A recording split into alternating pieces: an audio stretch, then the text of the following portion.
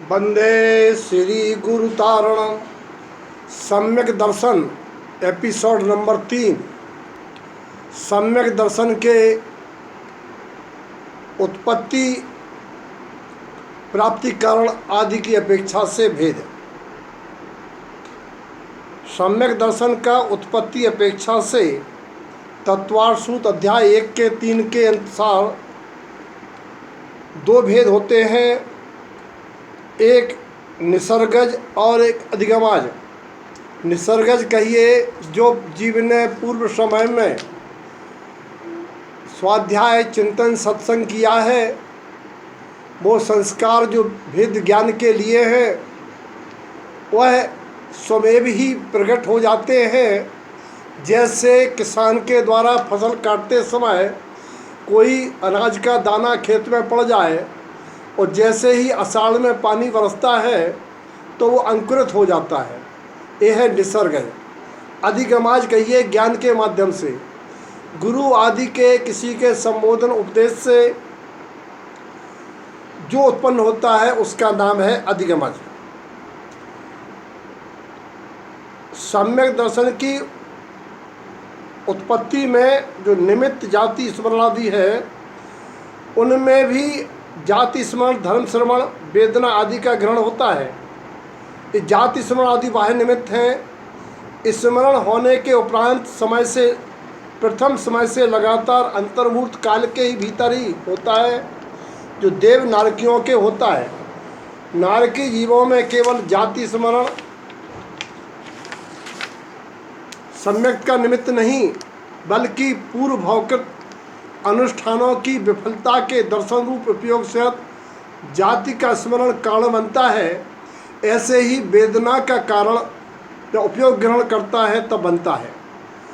और उत्पत्ति का जो अधिगम जिन सूत्र है नियमसार मूल गाथा 53 के अनुसार सम्यक दर्शन का निमित्त जिन सूत्र है, अर्थात जिन सूत्र के जानने वाले पुरुष हैं। स्मरणीय है कि मंत्र विधि भाव पूजा में सूत्र सम्यक्ति गाथा में जिन सूत्र की महिमा आई है।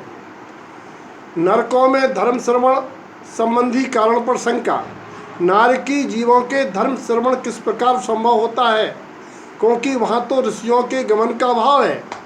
समाधान ये है, पूर्व भाव के संबंधी जीवों के धर्म उत्पन्न कराने में प्रवृत्त और समस्त बाधाओं से रहित सम्यक दृष्टि देवों का नरकों में गमन देखा जाता है।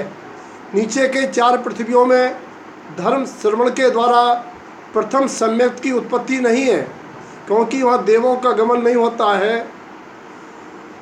अगली जिज्ञासा, नरकों में विद्यमान सम्यक दृष्टियों से धर्म श्रवण के समय प्रथम सम्यक की उत्पत्ति क्यों नहीं होती? क्योंकि भाव संबंध से या पूर्व वैर के संबंध से परस्पर विरोधी हुए नारकी जीवों के अनुग्राहक भाव उत्पन्न होना असंभव है।